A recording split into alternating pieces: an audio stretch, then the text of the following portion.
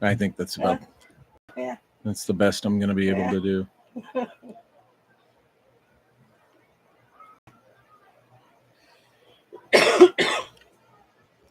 Okay, I can assume you guys can see me and hear me.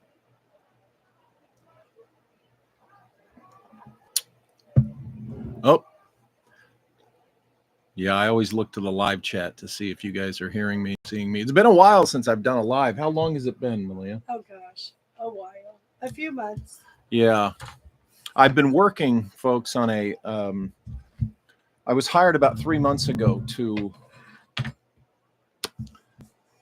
the top of the hour. I'll do the intro. I was hired a few months ago to help adapt another writer's work to screenplay / television script. And I've been working pretty intensely on that. In fact, I would say kind of obsessively as far as my time is concerned. And you're also going to have to pardon me. Malia and I both went through terrible colds in the last few weeks. And any of you who live in Southern California know that if you go through a cold virus for a week, you spend the following 3 weeks after healing from that having a dry cough just because of this environment here. So, you know, yeah, it was definitely a priority gig, Nick. So hello, Tim Houston, Johnny Side, Nick N. Who else? Old Gaffer's here. And I'm sure other people will pile in as we go. Like I said, it's been a while since I've gone live. Welcome to the Walter Bosley channel. And there's Heather Franklin. Hello, Heather. And welcome back, live crew in the chat. I shouldn't slouch. So I came back with a Lost Horizons episode for a reason, which you guys will learn about later on towards the end of the stream here. But as you know, I've done a series of several episodes about or spun off from a discussion on James Hilton's Lost Horizon. This is the story of the folks who are on an airplane escaping war-torn Afghanistan, and they are hijacked and flown across the mountains, the Karakorums, or the western end of the Hindu Kush, the western end of the Himalayas. A place you know I've been to more than once. And they end up being,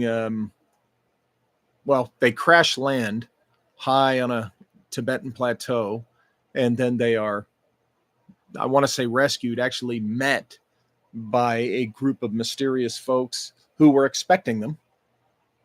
And they're taken to Shangri-La, that wonderful paradise high up in the Himalayas, but down in a valley that has temperate weather, sunshine, tropical flowers and trees. It was made into a film twice, 1937 and 1973. You can forget the 1973 one. It kind of sucks. But the 1937 is a Frank Capra film, and it is classic. And it's one of my favorite films and one of my favorite topics to talk about. So tonight's discussion about Lost Horizon is pointing out the Vedic bridge to Shangri-La. What do I mean by that? When people think of Lost Horizon, they think of Tibet and China and you know, pretty much that's it. But actually, the Vedic thread runs pretty heavily through the story. Now, I've done episodes on whether Lost Horizon is based on a true story or not. You can look at that episode in the playlist here, the Lost Horizon playlist here at the Walter Bosley channel.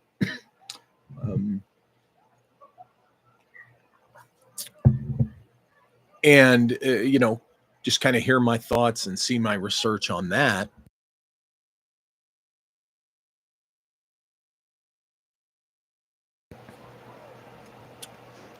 Thank goodness for the cough button. Anyway,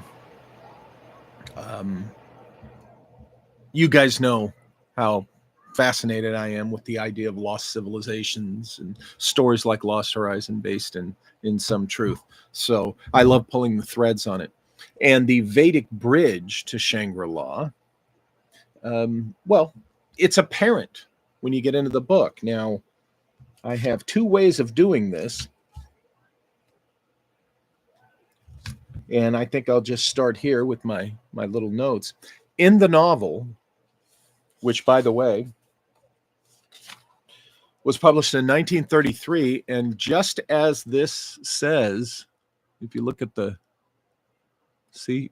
first paperback ever published, this was indeed the first book to be released in the paperback as we know them. Kind of interesting, right? Which probably served making it a very popular bestseller, not just for the story, but because it was so affordable and easy to carry around, right? So, is there much of India and the Vedic in Lost Horizon? And there is. When you go to page 38, which is chapter 2, you even have an allusion here. He thought it likely, he said, that they were still in India. So they're flying over India, of course. And we're talking about Conway. Conway's the interesting character. I don't want to give too much away for those who haven't read the novel or seen the movie, but there could be spoilers along the way. You might want to read the novel or see the movie before you watch one of these discussions.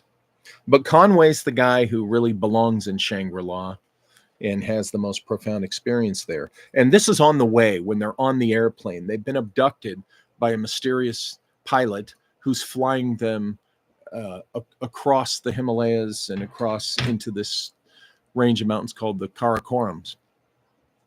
And they're wondering just exactly where they're going and where they are. And that's why, he thought it likely, he said, that they were still in India.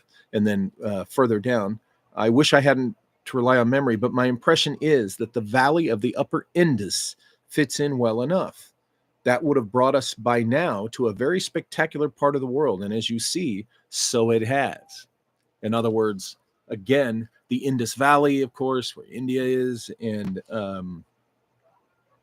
so India, from the get-go, is every bit a part of this story. He refers to, they're looking out the windows of the airplane. But I wouldn't be surprised if that mountain is Nanga Parbat, the one Mummery lost his life on, a mountain climber. So, there's, and then here's a mention on page 39. I think that range must be the Karakorams. Okay, so there we have India mentioned, just straightforwardly in this. Well, in this book, Alien Identities, which I believe, Nick, I think you sent me this, if I'm not mistaken. Alien Identities. If I'm wrong, I apologize if I'm offending someone else, but I'm pretty sure this was in one of those major halls that HAUL hall, like a fishing hall. Yes, Nick did. Richard L. Thompson. Now, I want to say from the get-go, the only problem I really have with Thompson in this book is that he takes Billy Meyer seriously, and I do not. Billy Meyer to me is a fraud, and I won't, spend forever doing that. This book was published in 1993, so I think there were more people taking Billy Meyer seriously back in 93. That's over 30 years ago. So, I don't fault him there. But other than that, it is Alien Identities, Ancient Insights into the Modern UFO Phenomenon, and it gets into Vedic lore, which is why I'm referring to this. Now, Thompson, he writes about visits to other worlds, and he talks about other cultures and, because of the similarities, what is the thread? You guys know that I think the thread between all these interdimensional beings taking people to other parallel worlds you guys know that I think who the Irish called the Tuatha Dé Danann is the thread connecting all these cultural lores on this subject.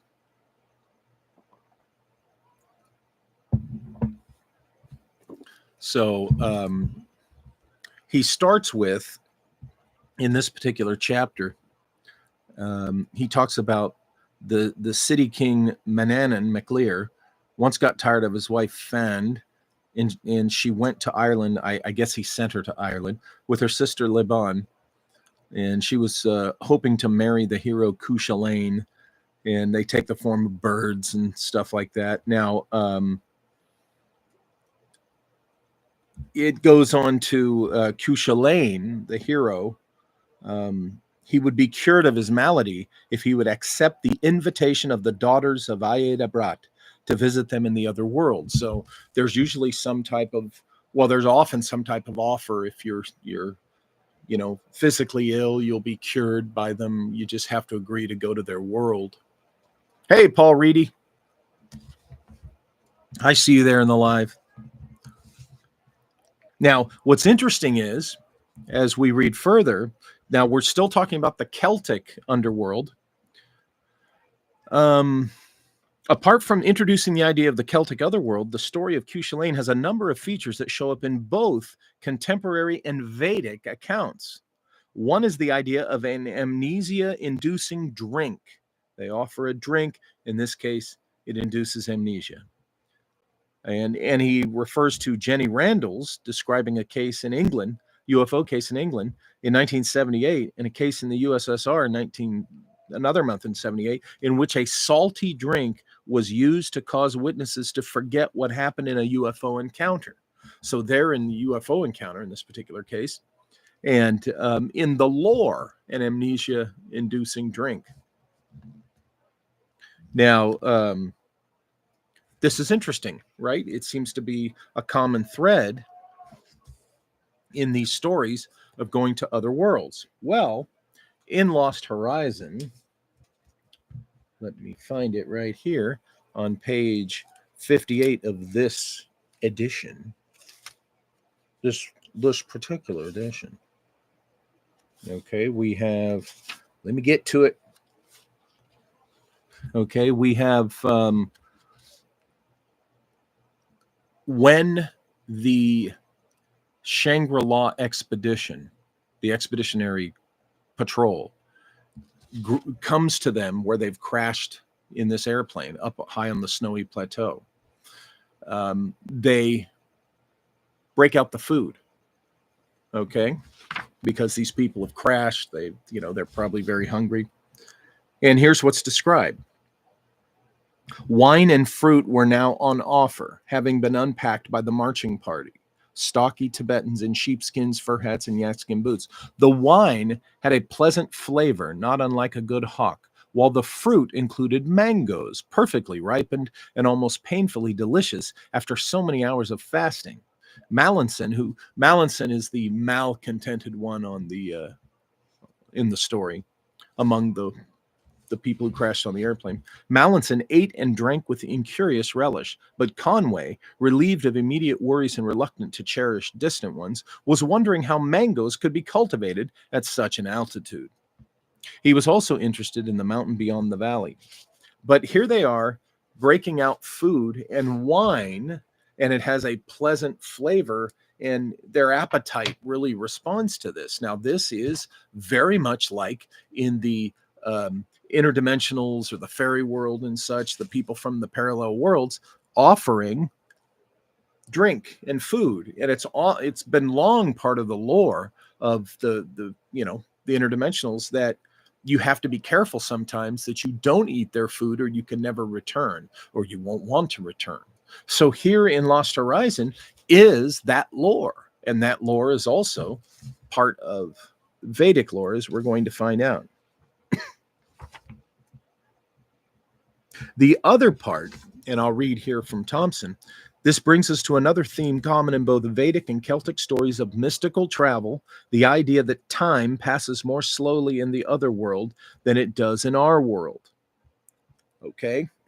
Now, think about this. You've heard me talk about it if you're familiar with the story. In Lost Horizon, remember, they go and people do not seem to age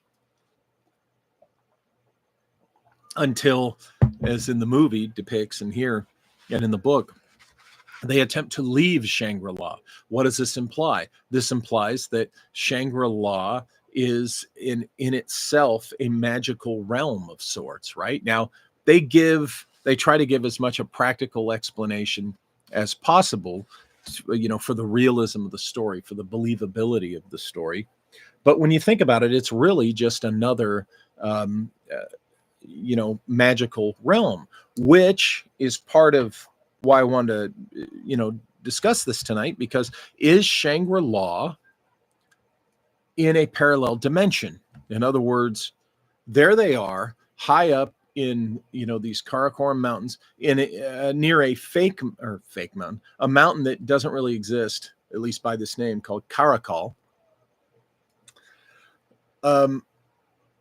And Shangri-La shouldn't exist that high up in such a desolate landscape unless it coexists in a parallel dimension. And there's a reason to argue that Shangri-La is a parallel dimension, and we will get to that here shortly. But we're talking about the time dilation and how people don't age in Shangri-La, or it takes them forever to age. Well, that could be caused by this time dilation. Time either doesn't pass or it passes by so slowly. Okay. And so there's your time dilation in Hilton's story. So again, Hilton's being influenced by this lore, this otherworldly lore. Thompson, in his book, he refers to the Celtic story of Oisín. Oisín was enticed into Tir na Nog by a beautiful city princess, or Sheed. I've always thought that was pronounced Sheed. That's how I read it, but Sidhe. Forgive me if I'm pronouncing it wrong. All you pedantics, breathe through your nose, settle down. You know what I mean. And I'll correct myself later. He married her and lived for 300 of our years in her world. There's time dilation. Now, remember, the High Lama in Shangri-La in the novel is a guy that's over 200 years old, I think. He arrived in the 1700s. And he's a Frenchman. He's a French priest, remember, Father Perrault. And, he lives centuries before he finally does age out. Okay.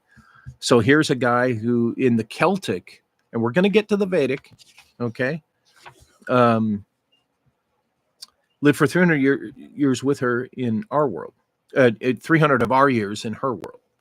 Finally, however, he felt an overpowering desire to return to Ireland, to return home. Now, look, this kind of happens to Conway in this. He doesn't have an overpowering desire. Someone else just can't handle their shit being away from home. There's people like that. These are the people that don't think we should have manned space programs. These are the people that, you should never really wander too far from where you live. And, the earth is a garden and we shouldn't go to other worlds. And, there's just homebody types that they just can't handle. I was in a travel job for years, as you guys know. And we actually had, there were a couple of people, but there was one guy in particular. It's like he hated every minute.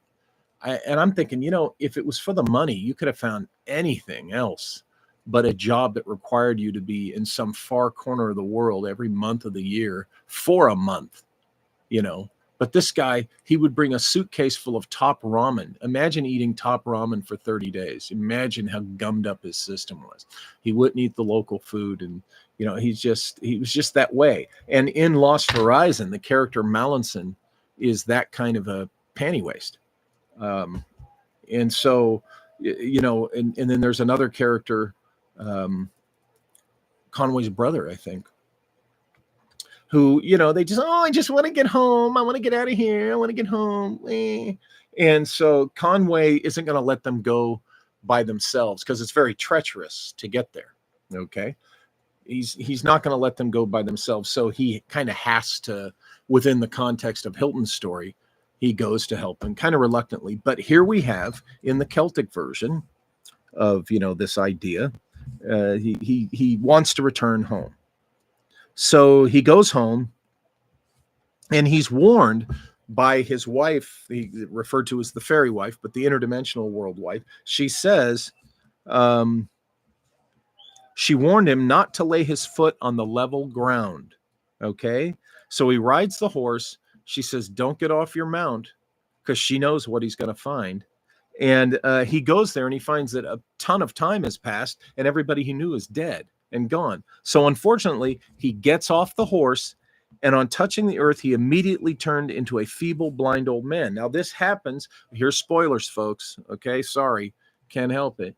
If you recall, there's the character who falls in love with the young girl, and she's another kind of a weird malcontent. She wants to leave too, so she talks him into leaving. And when they do, as soon as they pass through the, you know, the arch, the gate away from Shangri-La's power, she ages instantly. She becomes a decrepit old lady.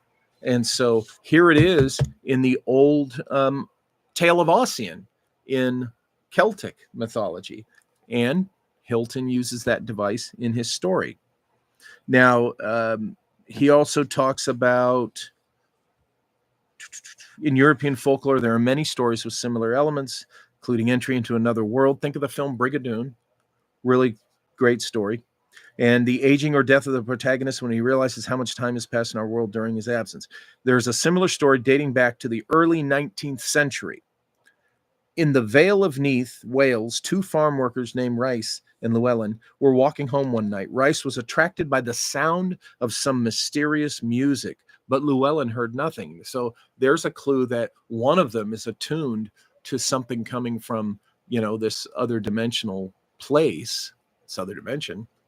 But yet the other one is not attuned to it, right? One's hearing it, the other's not. Similar to parts of Brigadoon. So Llewellyn continued home while Rice stayed back to dance to the tune. The next day, Rice didn't show up. After a fruitless search, Llewellyn was jailed on suspicion of murder. They never found the Rice guy, right? Now, however, a man learned in fairy lore, guessed what had happened. On his advice, a party of men accompanied by Llewellyn to the spot where Rice was last seen. At this spot, Llewellyn could hear the music of harps because his foot was touching the fairy ring. His foot was touching something that is an element of that other dimension, so he could hear the music. Okay? And when each of the party put their foot on the ring, they could hear it too. And they realized, and they could see the little people, the leprechauns, what have you, dancing in the circle. And so therefore, they saw Rice. They pulled him from the circle, and he thought he was only there for 5 minutes, and he'd been there a lot longer than that. Now, coming closer to the lore that Hilton particularly used for Lost Horizon, we have Chinese folklore in which we find a parallel in a book titled The Report Concerning the Cave Heavens and Lands of Happiness in Famous Mountains. That's Shangri-La, okay? Lands of Happiness in Famous Mountains. Now get this. This is by Tu Quengting, who lived from 850 to 933 AD. Okay? Over 1,000 years ago.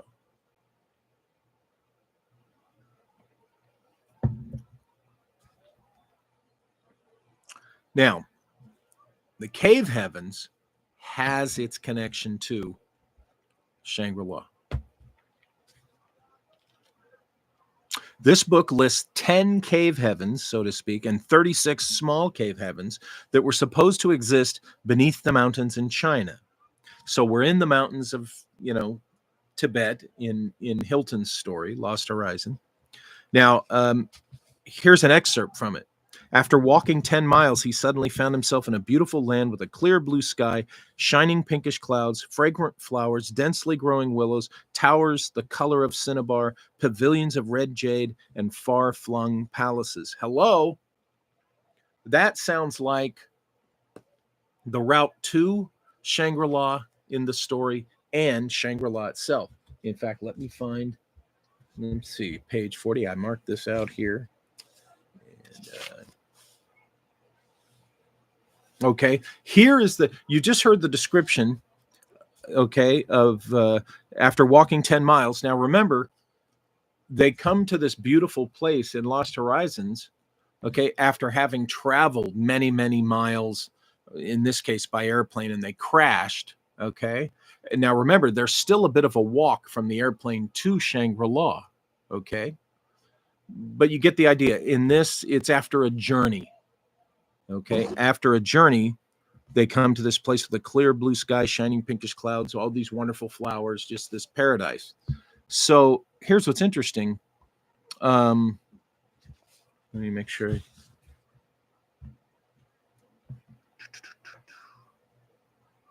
While he watched and pondered, a strange transformation this is Conway. A strange transformation took place. We're talking about while he watched where they were at, and what was going on in the sky above the mountains, and with the sunlight and the moonlight. The light turned to bluish over the whole mountain, with the lower slopes darkening to violet. Something deeper than his usual aloofness rose in him. Not quite excitement, still less fear, but a sharp intensity of expectation. And he says, "You're quite right, Bernard. This affair grows more and more remarkable." That. And then over here on page 41, and there came over him too, as he stared at that superb mountain, a glow of satisfaction that there were such places still left on earth, distant, inaccessible, and yet unhumanized. Okay, and let's go to 46. Okay. There, we're talking about this, the clouds, the sky,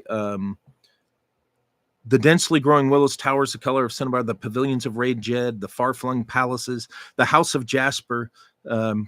He was met by, this is from the Chinese book, okay? He was met by a group of lovely, seductive women, in this case, who brought him to a house of jasper and played him beautiful music while he drank a ruby red drink and a jade-colored juice. Now remember, when the expedition arrives, they feed them food and give them wine, okay? An intoxicating drink. But we get to Shangri-La, and that's where we see willows and fragrant flowers and towers and pavilions of jade and palaces, right? So that's from a book dating back to 850 to 933 AD, okay, centuries ago. And of course, Hilton essentially uses the same thing in his story. So, here's Hilton using lore, as I've been explaining. Now, reading on in Tu Quang Ting, just as he felt the urge to let himself be seduced, he remembered his family and returned to the passageway. There's that desire to, oh no, I got to go back, Led by a strange light that danced before him, he walked back through the cave to the outer world. But when he reached his home village, he did not recognize anyone he saw. And when he arrived at his house, he met his own descendants of 9 generations hence. They told him that one of their ancestors had disappeared into a cavern 300 years before and had never been seen again. Okay, so that's from the Chinese Tu Quang Ting report concerning the cave heavens and the lands of happiness in famous mountains. Land of happiness and famous mountain is the very definition of Shangri-La. Right, so now let's go ahead and go to the Vedic, okay? Which predates Tu Quang Ting, my friends, by a long shot, okay? So you could argue that the Vedic source of this, precedes all of this, the Chinese, the Celtic, by a long time. In the Bhagavata Purana, there is a description of a parallel reality called Bilasvarga, or the subterranean heaven, which is clearly related to the Chinese story of the cave heavens. Bilasvarga is described as a very beautiful place with brilliantly decorated cities, lakes of clear water, and extensive parks and gardens. Folks, right out of Lost Horizon. The stuff in Lost Horizon is right out of this. Okay. Now, as far as the subterranean, the cave world, okay, this is where Hilton takes a creative license, creative liberty. If you recall, when you watch Lost Horizon, you read the book, after they go on that hike through the treacherous icy trail, they come to some versions depict kind of an arch that they go through, or at least like a mountain pass kind of pillars or whatever. That's kind of what you would call the cave entrance or the portal to the other dimension. Okay, so it does again resonate, vibe with this idea of the cave world. There is something interesting here, a really cool line. Let me find it. Okay, we'll get to it. We'll get to it.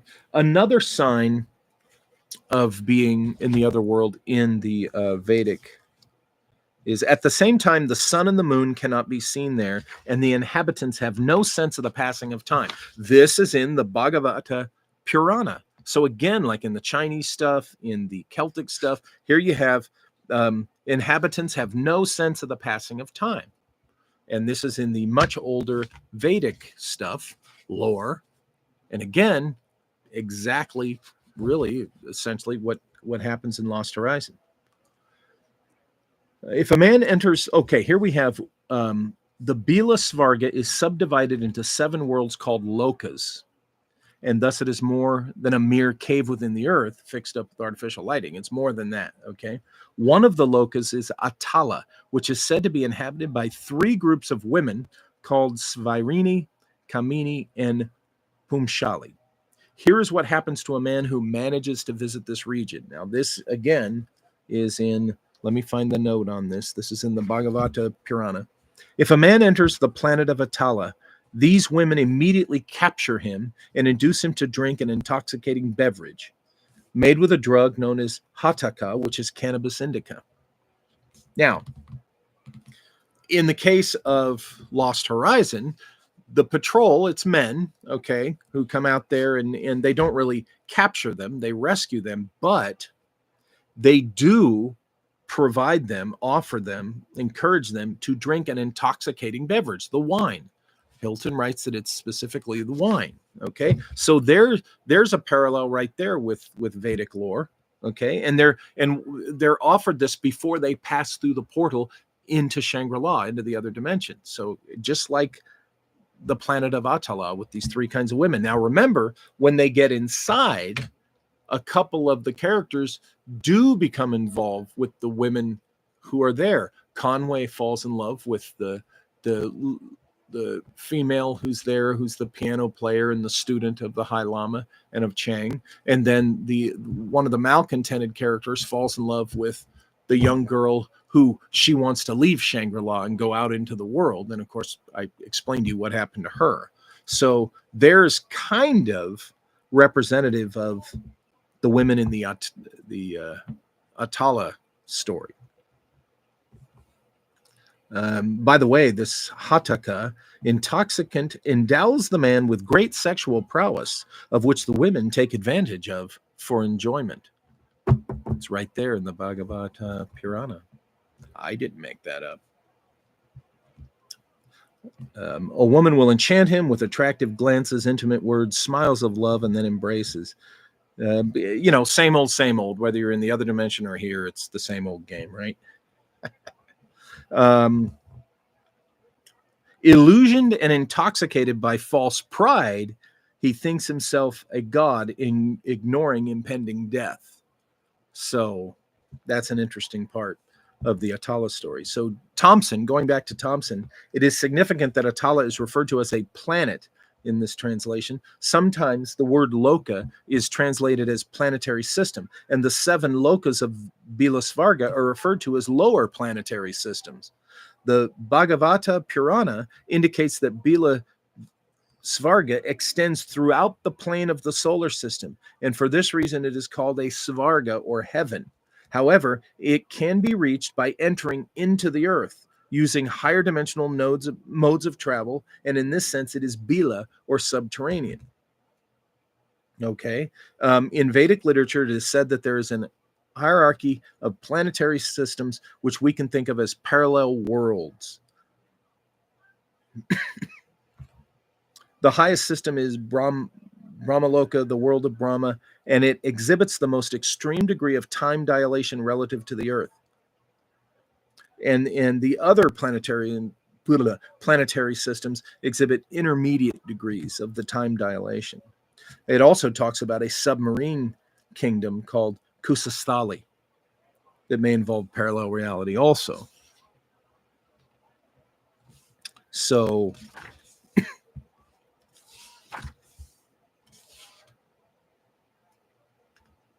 now what's interesting is the flying machines, just a brief aside, many references to flying machines called Vimanas in the Vedic literature, and comparatively in European folklore, there are much fewer descriptions of remarkable flying machines. So what's interesting is in Lost Horizon, it's a very human flying machine that brings them to the plateau. Okay.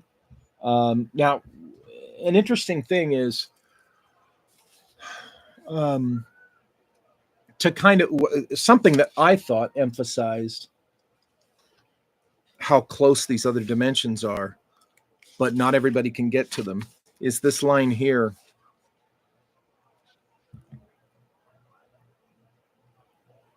When they're meeting with the group that has come to take them to Shangri-La, the Shangri-La Patrol, as I call it. Chang is their leader, and he says, I shall be delighted to act as your guide. And then Conway doesn't want to put him out. He says, but, you know, it's exceedingly kind of you if the distance is not far. And Chang says of Shangri-La, from where the airplane crashed, he says, it is not far, but it is not easy either. Okay, so that says a lot. It is not far, but it is not easy. What I think that's speaking to are two things. Number one, that the trail from where the plane crashes on the Tibetan tableau to the portal, the entrance into Shangri-La, it's a treacherous trail. There's snow, there's ice. It gets really narrow, gets really scary, and it takes even more courage than they already displayed being on the plane that crashed high up in these Karakoram mountains, just to walk that relatively short distance from the plane to the entrance to Shangri-La. But also it at the same time is speaking to the idea that not everyone, not just anyone, can reach this other dimension, right? It's not far, but it's not easy. See what I'm saying? It may be right there at arm's reach, but if you're not attuned, if you haven't done the work, if you haven't enlightened yourself and such and so forth, you know, you're not going to see it. You're not going to get there. And it's not easy to become enlightened and illumined and all that, to be able to see these other worlds. So there's Hilton, I think, again, in a reference to the Vedic lore.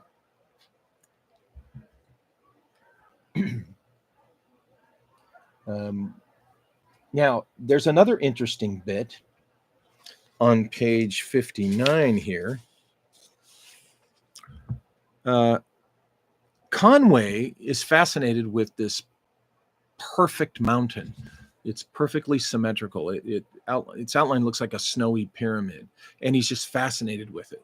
And the others aren't fascinated with it. So what this is saying, you know, in my view, is that he can see it, perhaps they can't, or he sees something about this journey that they don't. Perhaps he is illumined. And here's where Hilton says, yes, he is. Okay. Chang says, you were contemplating the mountain, Mr. Conway. Conway says, yes, it's a fine sight. It has a name, I suppose. Chang says, it is called Karakal. And Conway, who was a mountain climber, says, I don't think I've ever heard of it. Is it very high? See, it's a mountain he's never heard of, and yet he was a mountain climber. And Chang says, over 28,000 feet. Why is that important? Well, Vedic cosmography is a very interesting topic. But here's the thing. The number 28 in Vedic numerology means leadership, achievement. It basically represents foreshadowing in the story of Conway, because Conway is the one who you find out. Here's a spoiler. Conway is the one you find out that the High Lama wanted to be brought there, because he has achieved a level of illumination and enlightenment and natural leadership that he is selected to take over from the High Lama. Okay. And that very theme, what I just described, is represented by the number 28 in Vedic numerology. So here, this mountain, this peak, right? This peak representing a peak accomplishment, perhaps, that only Conway is seeing and fascinated with, okay? Chang tells him, oh, it's 28,000 feet. 28. There's Hilton revealing his knowledge of the Vedic lore. And again, sewing the Vedic thread, building the Vedic bridge to Shangri-La in Lost Horizon. Another little bit.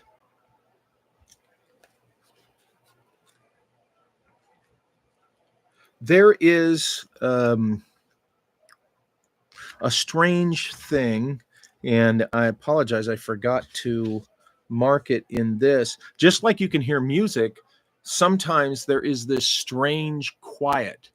Now, this happens in UFO cases, and it happens in the lore when you're dealing with the people from the other worlds. Suddenly, everything goes strangely quiet, okay? It's also in the Vedic lore, all right? Now, here's Hilton writing. A moment later, chilled and shivering, they were all aware that this was so. With no sound in their ears, save the fierce gusts of wind and their own crunching footsteps, they felt themselves at the mercy of something dour and savagely melancholy. Okay?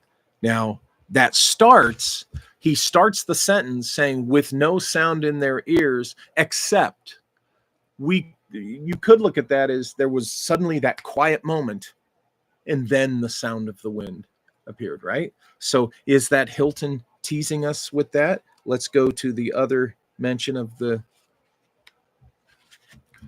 Okay, then later on that night, this is after the crash, of course, the night dragged on. Moonlight faded after a time, and with it that distant specter of the mountain.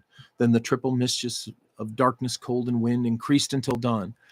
As though at its signal, the wind dropped, leaving the world in compassionate quietude.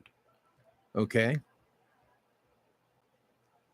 And it's shortly after this that Conway talks to the pilot who abducted them, hijacked their plane, and before he dies, he urges them, go to Shangri-La. That's, essentially why I brought you here, go to Shangri-La. But there is that moment as though at its signal, the wind dropped, leaving the world in compassionate quietude. So again, there's Hilton talking about, referring to this lore of other world, other dimensions. So that is, to me, very much the Vedic influence and thread running through Lost Horizon. It's just, I could go on and on. That was all I really wanted to cover in Lost Horizon tonight. It's been a while since I've been live, and I decided, okay, you know what? It's time for a Lost Horizon episode because Malia and I have an announcement. Where is she? Where'd she go? She disappeared on me. All right. I'll go into this while she's away. Are you back? Okay. Well, folks, for the last couple of years, we've done the event NIMSACon, and the second one was even better than the first one. Some of you guys showed up, and that was fun. That's a blast. But we're here tonight to announce that we're not doing the NIMSACon this year, unless I'm going to do an aside here. Malia, I would like to discuss with you about doing kind of a mini NIMSACon of just online lectures that maybe we can that we can offer this year. So you and I will talk about we'll do another, but this is still in the same theme. It's Empire of the Wheel research. Well, it's a lot more than that. It's mostly the the Empire of the Wheel Telluric. But let me get into it. This year, let me put my glasses on so I can see the dates. We're doing kind of a big extravaganza event because it involves multiple layers and levels. Okay. That will culminate in, here's the graphic. I'm just going to hold it up here. Lost Horizons Symposium and Harmonicon. Okay. There, we're going to be releasing the full poster with more details on Monday. And Julia Kamen has joined that roster. And we have a very... Hans is on there. Yeah. They saw Hans Dietrich. Julia Kamen, myself, Malia, but also a couple of very special speakers who were just working out the final details with. Yes, one of them is Joseph Farrell. But he won't be speaking. We'll go into the details later. We got plenty of time to talk about this. Yes, you are. Don't spoil it. Anyway, it's called the Lost Horizons Symposium and Harmonicon, but leading up to that, Malia is going to be leading, kind of guiding a tour and activity in which attendees get to interact with the telluric system here in the Inland Empire that I've written about and explored and investigated in my Empire of the Wheel books. Now, we're calling this... What? Tell them what it's called. That's what I'm getting to. We're calling this the Pillars of the Harmonic Vault, right? And there's 7 pillars. There are 7 pillars. Each with a 3-week session. I know it's an echo, but we want this to sink in. And this starts June 13th. Yeah. Tickets go on sale Monday. For $177. You get only 10 witness seats, which mean in person. Yeah, we have available 10. Otherwise, it's a Zoom frequency key. Yeah, it's a Zoom frequency key, we're calling it. But there are 10 slots available to be with us. And you'll see all the prices and everything. All over Riverside. Yeah, and it's going to be, if you've read the Empire of the Wheel books, it's that telluric current system that I talk about in Riverside and in this area. And we're actually going to go there and conduct little geomantic ceremonies, you could say. Yeah. Yeah. Field research. We're field research, and we want to activate energies in the telluric system. What started this was about 1.5 years ago. I was telling, a couple of years back when I gave Malia the tour the first time, in the Peace Tower on Mount Rubidoux, the old bell is still up there, but they have it blocked and they never ring it. And we got to thinking, what if we vibrated that bell? What would it do to the telluric system?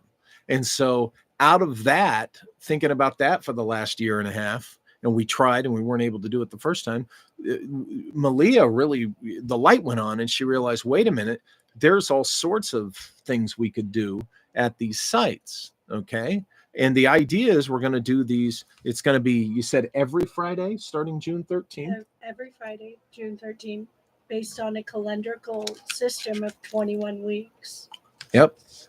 And it leads, culminating in our big event, the Lost Horizons Symposium. Yep. In Big Bear, California, from November 6th through the 10th.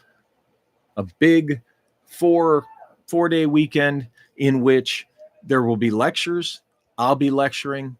on an aspect of, the whole Shangri-La, Lost Horizon, Vedic lore perspective. Hans Dietrich, of course, will be lecturing, on his travels and journeys and a particular topic on, our subject. And Malia will be lecturing on, do you know exactly what? Yeah, on the Maya and this relation to on the Mayan related to the Tellurics and the Vedic connection too, right? Yep. Yeah. So all of this does have the Vedic thread running through it. And Julia Cameron will be there. Of course, we have had her on the show talking about the Princess of Tsul found in the reportedly, allegedly found in that ancient crypt in Siberia, and she'll be, I don't think she's talking about that, but she'll be talking about, she is. She's going to go further. Yeah, she's going to go deeper into her research on that topic, and we'll tell you what Joseph Farrell's participation will be as we solidify it. And then there's another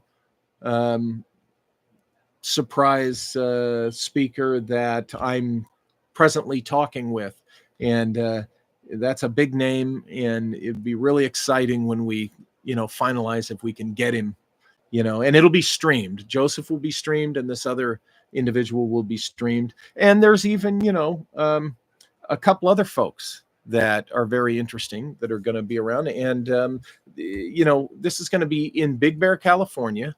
There's going to be depending upon how many people we get, we're including lodging and yes, meals. the ticket will include lodging and several meals, catered from local Indian, Himalaya restaurant and Thai, and so it's going to be and even South American food. We're going to go one night to a restaurant, South American food, but the meals included in the ticket will be the catered food and what we serve at the central hub where we're going to be giving the lectures and gathering.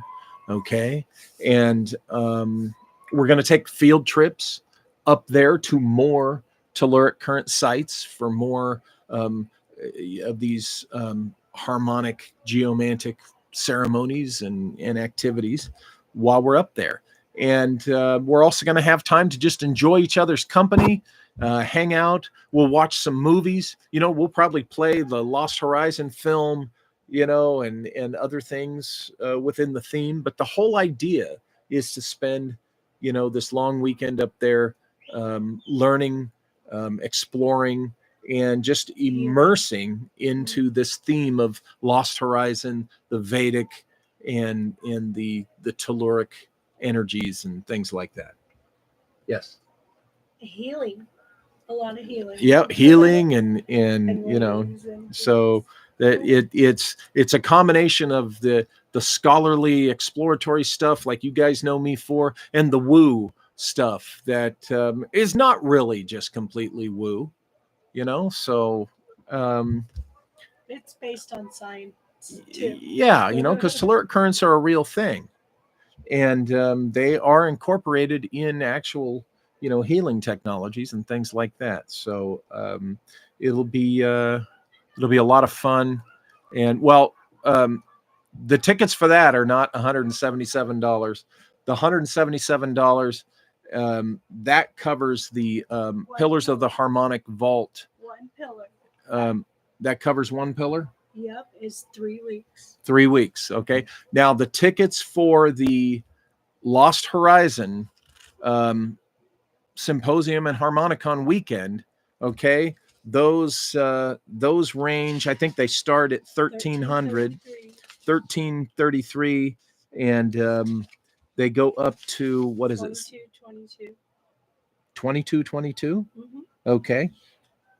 And one's a Harmonicon pass for 1333, one's the Field Guardian pass for 1777, and the Patron Helm pass 2222. Now remember, these are limited. There's a lot more of the Harmonicon passes, but there's of the $1,700 pass, Field Guardian pass, there's 10 of those, and then there's 4 available of the 2,200 ones. But this is a 4-day, lodging included. The some of the meals are included, and the activities and the lectures, and Workshops. and the workshops too. So this is like a little mini conference.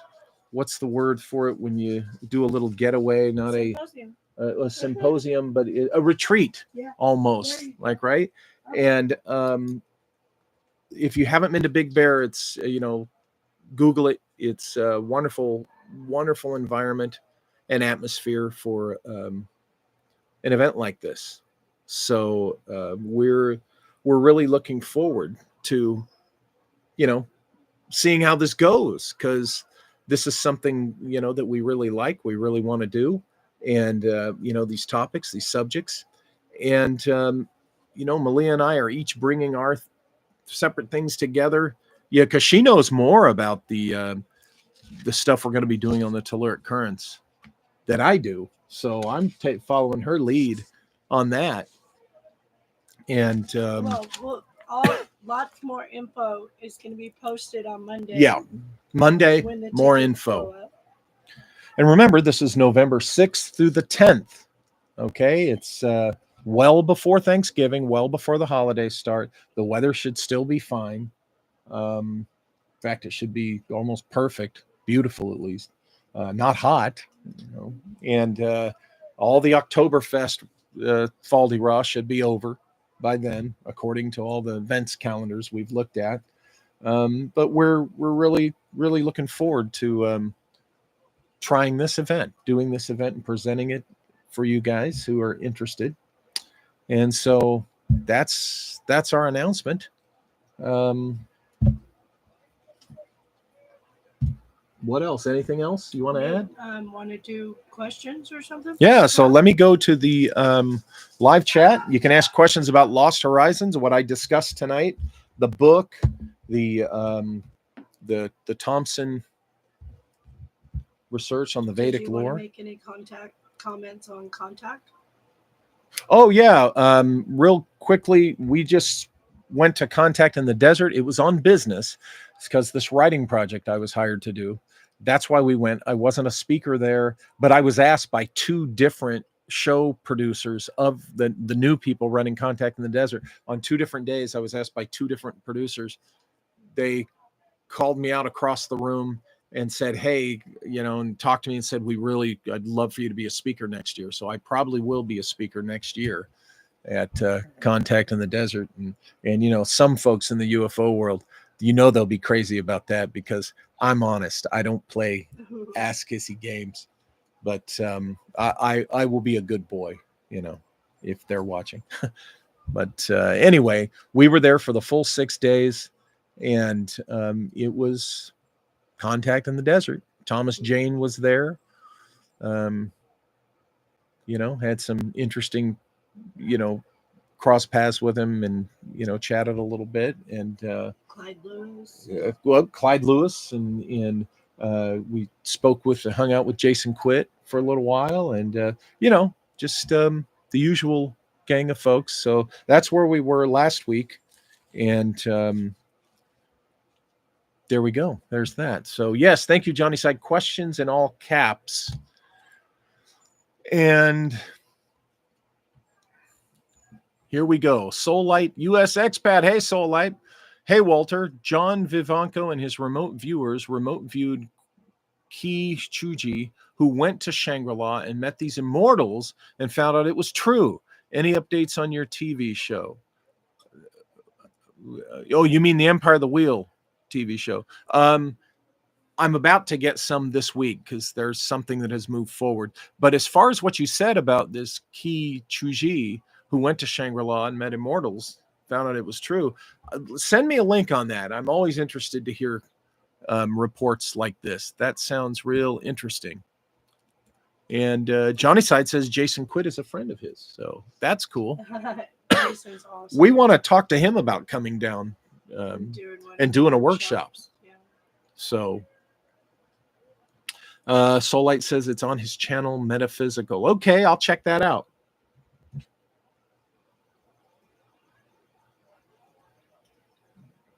And I definitely need some more water. Lordy. Like I said, folks, as you guys know, it's been a while since I've done a live. Naturally, I have to have the dry throat when I try to do a live, right? Nick N says, interesting, it was air travel that brought them to the place in Lost Horizon. Do you feel this was also an intentional nod to airship tech or coincidence?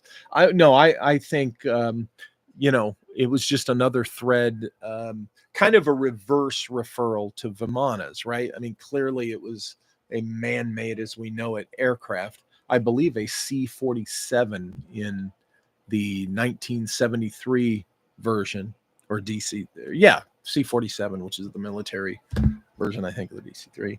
But in the in the Frank Capra film, I think it's a Ford Tri-Motor.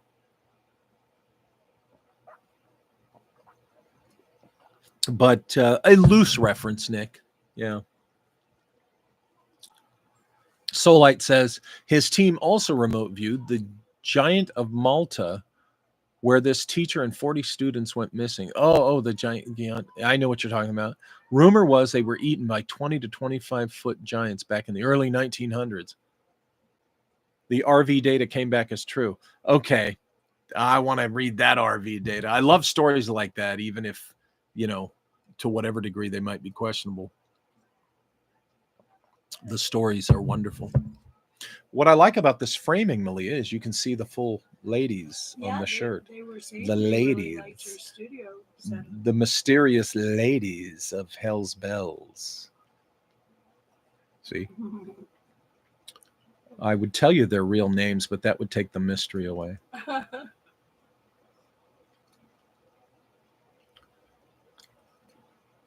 Well, never mind. What's your email address again? I can send it. Go to walterbosley.com and hit me up at contact. Let me know it's you. Say it's Soullight, and then I'll know it. Contact at walterbosley.com, and then I'll know it's you, not a spammer. Soullight continues. I just had an Indian palm leaf read.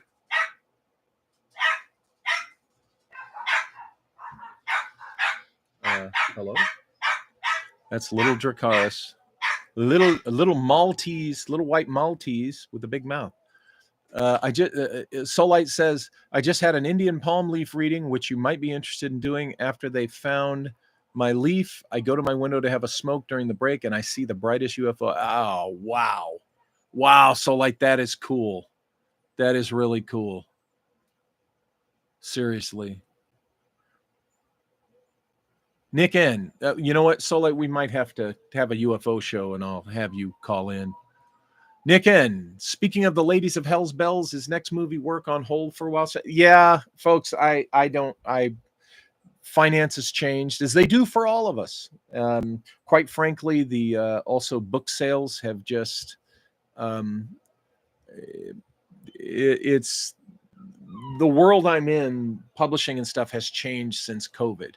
It's another one of those industries that if you're a small, and I'm a micro press, and there's just, thank God for you folks that do buy the books, but it's just the book. This is why I'm not writing another nonfiction book for the foreseeable future. I'm not going to spend the time and effort and energy it takes to write a nonfiction book, to only, this is how I make my living. In order for me to do the books the way you guys like them, where, this is my job, I've got to sell enough for it to justify me not getting a job at Costco or something,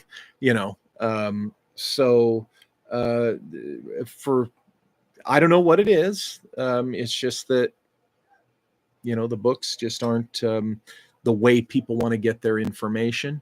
And what I do takes enough work that I'm not just going to spill it all for free on YouTube. That's too much work. So I am keeping private journals. And, if I never write another nonfiction book again that I publish after I die, Malia and my kids can maybe publish, the continued research I did. But so what am I doing? I'm focusing on my fiction, if there's not a market for the nonfiction, to to justify the hours and the effort, then I'll work on my fiction and, make a living another way. But anyway, that's just the facts. That's just the way it is. So anyway, to go back to Nick's question about the film, yeah, it's on hold because a film is a privilege. To get to do a movie is a privilege. Okay. And it's a luxury. So right now it's on hold because I don't have the studio space that I would need to do it as originally envisioned. It was envisioned as a really mostly a stop motion animation film, and that requires sets that need to be built and cannot be disturbed for months at a time. And I just have no space for that right now where I live. So it's on hold while I think of another way to do it. I might do it in a different way that I can do it all on computer because it's a compelling story. The 3 people who have read the script, 4 people who have read the script, Scott DeHart, who's been on the show and is co-author with Joseph Farrell. Malia's read it. Laura London, Jungian Laura, the young scholar, and my son. They're all blown away by it, and they agree that it's a film that needs to be made. So I haven't given up, but these things you got to put on hold. Remember, Equinox took, I think, 5 or 6 years, maybe 10, to get finished. So I haven't totally given up on it, but it's just got to be set aside due to, circumstances. Barking at ghosts. Yeah, he might be. Dracarys might have been barking at ghosts. Really strange the timing. Yeah, Soulite. Absolutely. Absolutely. I don't actually, maybe it's not strange at all. Maybe it was to be expected. D. Dorothy, this is interesting. Soulite. I heard about the lost children. Walter, maybe the tower can cure your cough. Oh, there's an idea. Malia, we need to get to the tower to cure both our coughs. Thank you, Tim. I appreciate that. I appreciate all of you. Nick N. Esoteric Napoleon II book is outstanding, right up there with Burton. Thank you very much. I really I was excited about the release of that book, and many of you did buy it. But you know how it is. If you're not obsessing on politics, or what Uncle Sam wants you to think and hear about UFOs, people aren't interested.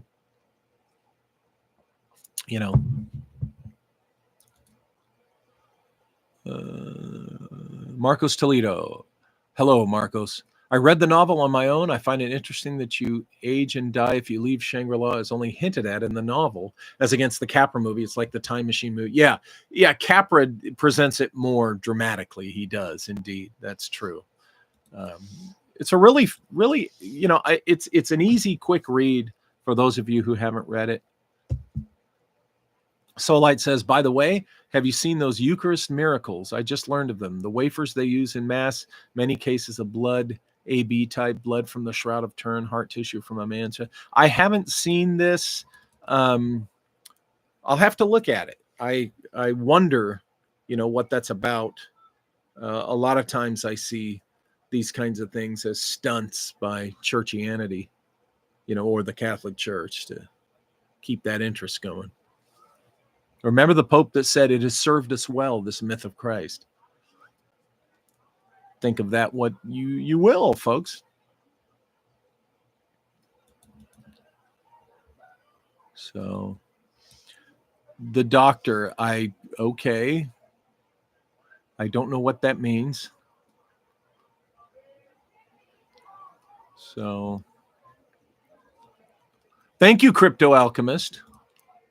Actually, the reason I say that to you guys is because most of you guys buy the books. I love you for it. Thank you. You guys understand what it takes to do these books. It's not just, I don't just make this stuff up. I do the research. I have footnotes and my references and sources and everything, and it's a job. And you know, when a researcher does this, goes through the research and writes the book and puts it out there, they're giving you their report of what they found. They're giving you their analysis, and you know, their opinions on what they think is going on there. And so it's the fruit of labor, and it has value. Dig your content. Thank you, Doctor. Thank you very much. And I know all you guys are just, you're wonderful. Believe me. Crypto Alchemist, you're legitimately awesome author. Okay. Thank you, Crypto. Crypto, I gotta come on with you again. So, oh yeah, we have our bro douche neighbors behind us being loud. It's Saturday night, right? It's summertime, Saturday night. The kids finish school this week. There's probably some sport event going on. It's baseball season. Hell yeah. Really the only sport that I kind of care about. I have been an Orioles fan where major leagues are concerned. But Crypto says, yes, we do. I'll email you in the coming days, good sir. Yes, I'll look forward to that. I will look forward to that. So seriously, you guys, this Lost Horizons event, we're really looking forward to this. I know I am. It's you know, it's a weekend to immerse in the themes and ideas of, you know, Lost Horizon and the Vedic and the you know, just the otherworldly, different perspective than we usually spend here in the West. Nick N says, we'll have to get you sorted again with post-it notes. They don't seem to go far there. What do you mean? Oh, you noticed that I like to cut my square ones to make yeah, the little sticky tabs. You guys have seen my library. I mean, it's just like lettuce sprouting up from most of my books. So, does anybody have any other questions about anything? Since I've been not, you know, we haven't been live here for a while. I'm glad you asked about the movie, Nick, because it's Kaleidoscope Grimoire, and it's one of my film stories I'm very proud of. It's a short film, and I really want to see it made. And, you know, it will mean a lot to me to be able to finish it. D. Dorothy says, all of these things are so interesting, but I wonder about visitors from Canada having trouble with the ice people. You don't have to worry about that. You know, tourists that are, you know, I wouldn't worry about that.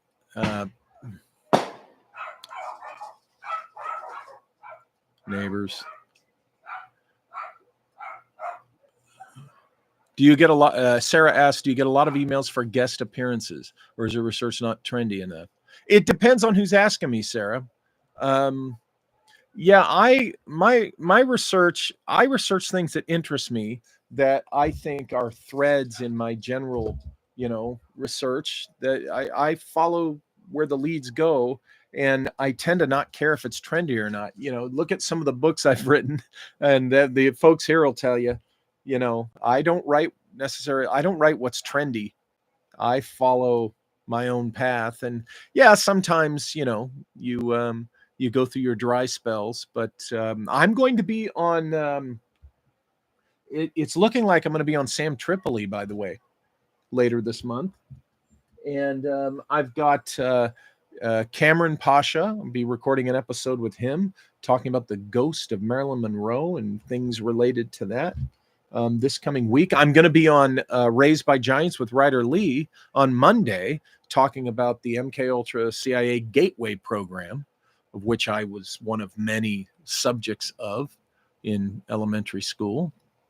And, you know, so I've got shows coming up, other people's shows that I'm on. It's starting to increase a little bit, but, you Yeah, I'm not talking about what everybody else talks about all the time, Sarah. So, you know, it is what it is. Nick N asks, have you been tackling any small model sessions, if you even have time? Yes, I do. Let me, where is it? Let me show you. Thank you, Nick, for asking.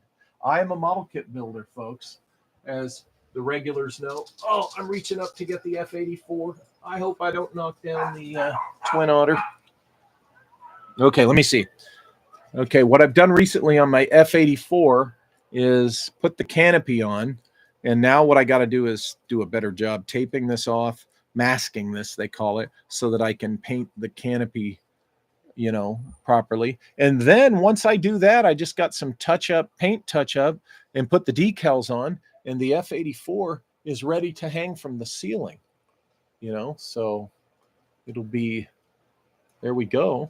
I've done that. And I've worked on a couple others, but I'm going to be back into regularly working on my models again.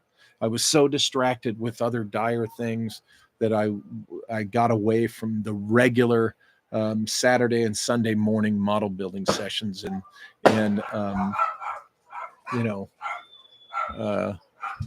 Malia was telling me I got to allow myself to do that. I can't be all serious all the time. So this is how I relax. So there we go. Oh, and I did paint the vulture. I was sent a vulture kit from the Aurora Monster Collection. Let me scroll up here because I've so I'm in a bamboo Faraday cage because I'm trapped on Gilligan's Island. I was transported here, Brian, to Gilligan's Island, and the professor is out there with coconuts and vines trying to get me back to safety.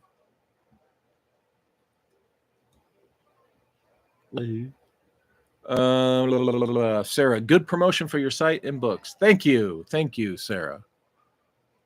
Hey, Stephen Bradford. Cool. Good to see you here again. Come back more often. I need to be here more often live, so it's not you, it's me. Stephen Bradford, thank you. Flying Brian says, I just got a new EM field reader and some other instruments. We should go down to the Whaley House. Yes. And see if we get anything from the dead bodies buried under Old Town Road. I bet those people are. And Malia just walked in. Malia, we need to take your devices to San Diego. Well, I have the field readers. That's what the frequency, the pillars are about. Oh, yeah. She's got all the devices, too. So her and Brian will be talking on that level. Did you answer Renee on what time you're doing the Gate Program episode with Ryder? Oh, it's up on the board. I think it's 2 p.m. Let me look. But it should be up on the board. Now, I don't know if it's recorded or live. I think Ryder does. Yeah. Does it say? It's on the right, the upper right. You see it? June 29th. No. At 2 p.m. June 9th at 2 p.m. That's Monday, right? At 2 p.m. Same day our tickets go on sale. That's right. Oh, that's right. Yes. Yep. So, yeah, Brian, we do need to get down there, and we need to bring her devices.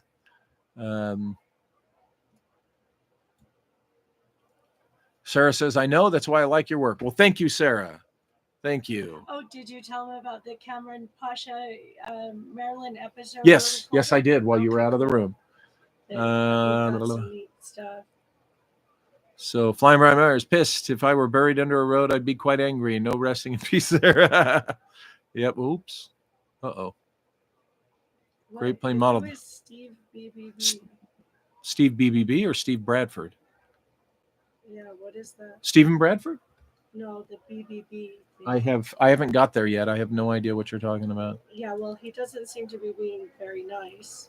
Oh, really? I'll get to him. Okay. Steve BBB, stick around, buddy. I'll get to you. This for a great plane model. That yes, the F-84 is very cool. Nick asked if I had done any model building, and I showed him the recent work on the F-84. Solite US Expat. Walter, I just sent you an email through your website just now. Okay, cool. I'll check that out later. Renee, Mrs. Johnnyside says, what time and where for the Monday, the 9th at 2 p.m.? Flying Brian Myers, you were attacked by dire wolves. Oh, dire things. My mistake. Models look amazing. D. Dorothy, the children in Malta disappeared with the teacher about 30 years ago. Yikes. Yeah, I've heard basically about that. Cereal all the time. Cheers, peeps. I'm very late. Hey, Jackpot. Sarah says, I find it interesting Marilyn was employed by Blue Book Modeling. Yeah, that is interesting, isn't it? Project Blue Book. Oh, I think he said live. What I a... think he got a word wrong. It's live, okay. Not yes, Steve. live. I haven't been So been here for a while. You're right. Live. I think that's Oh. Yes, our idiot neighbors. See, we live in a place where there's every summer wildfires in the hills, and we have drunken moron assholes this time of year when it's very dry, firing off fireworks that are illegal because of the dangerous fires that end up getting neighborhoods evacuated because, hey, it's all about the good time, right? That's America. As long as I have my good time and my booze, I'm happy. Anyway, enough of my rant. I'm sorry, but these assholes with the fireworks just went off blasting. The poor dogs are going crazy. And the dogs are going crazy. And this is going to go on this way all the way up to July 4th and up until the first week of August. Wieners, Wiener. Where is it? I wanted to answer. What a coincidence seeing you live after I just listened to you on a 5-year-old episode on Lighting the Void with Joe Rupi. Keep the good work. Thank you, Steve BBB. Thank you. Yeah, and it has been a while since I was live. The doctor is but evil. Not Not 5 years. No, he is saying a 5-year-old episode. Okay. Okay. It wasn't 30 years ago. It was like the 1930s. Okay. Flying Brian. Yes, bring Malia. We'll eat Mexican food. Oh, Stephen Bradford with a $10 super chat. Did I get that right? Yes. Sometimes I was getting the wrong chat, the wrong S chat. Hey, thanks for the, the other chat. Thank you, Stephen Bradford. Thank you. Don't do that. Flying Briars, I'm not suggesting arson here, but would the fireworks nut jobs accidentally burn down their house by accident?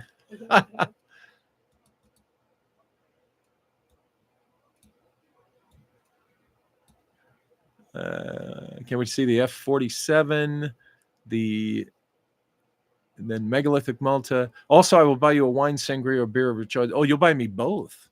I'll take a sangria and a beer. There we go. I'm going back to the puppies. Born in the 60s, too many C's. Steve BBB says, yeah. The same age approximately. Yep. I take after my mom, though. My mom is 91, and her attitude is about aging, that classic only as old as you feel or whatever. And in me, I have to remind myself that I'm 61. I don't even think about it. Brian's the same way. We don't act like old men, I know people probably sometimes wish we would, but this is how we'll live, longer. Brian, I think your dad lived to be 87, right? So come on down, Dinner in the Undead with Malia Walter, guest starring amateur ghost skeptic Brian. Has there been anything of note nearby at the old air base at all? Nope. No, nothing. Just shy of 88. Yeah, that's what I thought. No, Nick, nothing. Nothing that we would know about at Norton.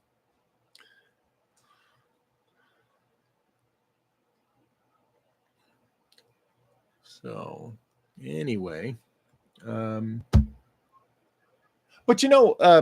on the writing thing, I'm actually looking forward to focusing on attending to my fiction again, because I've been doing it for years. The first novel I'm probably going to get out is I'm revising and polishing and finalizing Tropic of Despair, which was a follow-up to Secret of the Amazon Queen. And it's a different plot. Excuse me. And It's Malia really likes it, and I'm doing the final polish on that, and that will be released. Takes place in 1881, starts in Scotland, goes down through Europe, crosses the Atlantic, goes into Mexico and into the South America, into the tunnels and the lost cities, into Patagonia where there's giants, and then into the mysteries of Antarctica, and then back to Scotland. Takes, like I said, 1881. Heather Franklin says at Flying Brian Myers, it'd be cool if you all stream some of it. Yes, we will, Heather. Yes, we will. 97th birthday. It's been that. Wow. Wow, Brian, that's amazing. Nick N. So plans for future books are fiction of the pulp type. Yeah, well, I have a big ass science fiction epic that I think I've told you guys about. That I started writing it in 82, and the stack of what I've written so far is literally this thick. And so I'm returning to that because I think I'm just now becoming a good enough writer. But yeah, more pulp, maybe a spy novel, that kind of thing. And it'll be infused with my nonfiction research knowledge and things like that, you know. But I'm not going to chase the popular trends really in nonfiction, you know. If there is, now look, if there is something that happens to be in the popular subject matter and in nonfiction, and something intrigues me about that enough to write about, I will. NIMSA, How America Sold Its Soul, was my political conspiracy book. And, you know, I've been telling people about that. And there's things going on right now in American politics that book very specifically addresses and talks about. But, you know, whatever. Yes, I will get more enjoyment out of writing fiction. That was my first love, was writing fiction. That's why I started my company, Lost Continent Library, was for the fiction. Then I went and wrote that Disneyland book. And then discovered the Cora Stanton mystery thanks to the local librarian, Ann Walker, and my remote viewing and meeting Hecate and all that weird stuff. I should write a new book, says Flying Brian, called San Diego Road of the Dead. Woo! The what's that one? The one in New Mexico. I'm doing a brain dump. I don't smoke anymore. Weed cream is delicious and tasty. I like gelato the best. Yeah, I've never, like, I don't smoke that at all, but I do the gummies because the day after, no, I'm sorry, the night of the day that I was diagnosed with cancer back in 2020, I started taking the gummies. And I continue to do so because I get proper, deeper sleep. And I know doctors that they can't officially do it, but they enthusiastically do not discourage edibles and things because they know it helps cure cancer, helps with the treatment of that. So they just not allowed to say it officially because of the effing AMA. Nick N, on the topic for people watching later, obviously you should plug both your site and Lulu. Oh, thank you, Nick. Remember, walterbosley.com for all my books. And for the tickets to the Lost Horizons Symposium and Harmonicon coming up in November. And also you can get the tickets for the Pillars of the Harmonic Vault, explorations and investigations led by Malia Grimm, explorations and investigations of the telluric current system that I have investigated and written about in my Empire of the Wheel books. So going to be a lot of fun and very interesting, fascinating. And I go to walterbosley.com to get my books, but they are also available at Lulu. But if you get them through walterbosley.com, it's better for me. So go to walterbosley.com for the books.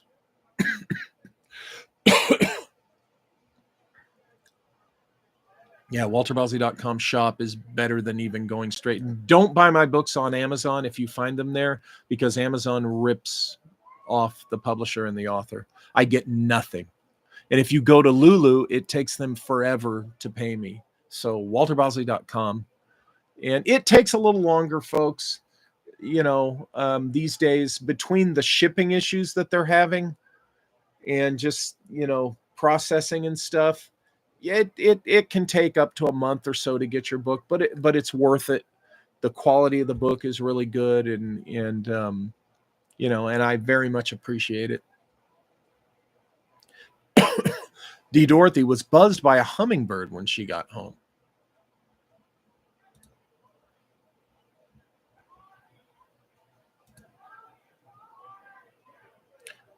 Flying Brian says we should do the sensory deprivation tanks. Hell yes. I've been wanting to do that for years. I did it before and it was amazing. Places in Loma Linda? Holy crap, that's right over here. Okay, we need to do that. Giant beards. I'm on my way. Oh yeah, Walter Reed's books. I believe, if I'm not mistaken, if Malia hears this, I think we're doing it again Tuesday. You can get Walter Reed's books tickets. And it's a Zoom kind of thing. And I read a book live. So Malia put the link up right there. Oh, thank you, Nick. Do you have all the hardcovers, Seshari books? Because I haven't received my copy of Lost Pleiad or Metamorphosis yet. I just haven't got mine. Sesh received his Metamorphosis and loved it. He said it's just absolutely perfect, beautiful volume, and he should be receiving his Lost Pleiad by now. Excuse me.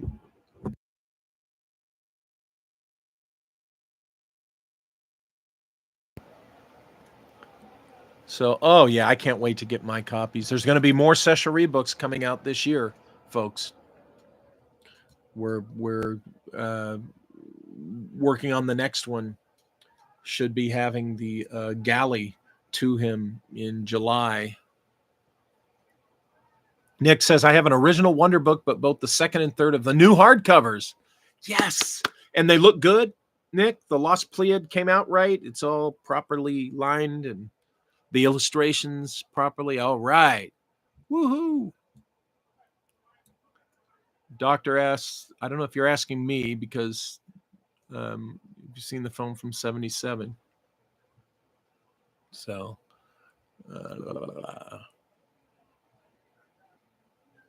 okay. So, well, folks, it's been an hour and a half, and I think my voice is giving out. You guys know I could sit here for 3 hours with you. But I got to keep this to an hour and a half. It's going. The voice is going. And I got to be able to read Tuesday night. And I got to do a show Monday.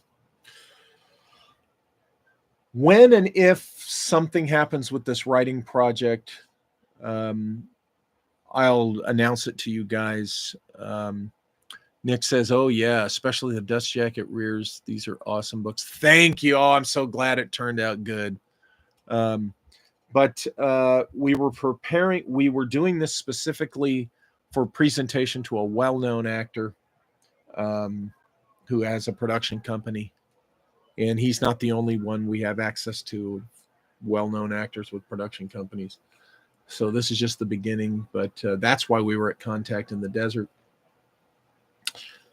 And I say we, the guy who hired me, and Leah went with me, and the other folks involved. So I'll let you guys know as soon as something happens. Empire of the Wheel is moving into its next phase, so that's good. That's forward. And again, folks, thank you all for coming here live. Thank you all for watching. If you're new here, welcome to the Walter Bosley channel, and go check out walterbosley.com. Please check out the details when we post them this week on Monday, I believe, on the Lost Horizons Symposium and Harmonicon, a great getaway retreat immersing into the Vedic and the Lost Horizons, Lost Civilizations, and other esoteric stuff themes. That it's going to be a lot of fun. if you're a stick in the mud by nature, maybe you want to join us because you need to have a weekend like this. You know, all are welcome. And thanks again, everybody. Thank you. Thank you. Good to see you again, Stephen Bradford. And Paul Reedy was out there, and everybody. Thank you, Stephen Bradford, for the good word. And yep. So that's it, folks. Those of you who are have the tickets for Tuesday night, the usual reading, we'll see you Tuesday night. And until then, thanks again, and we'll see you live again fairly soon.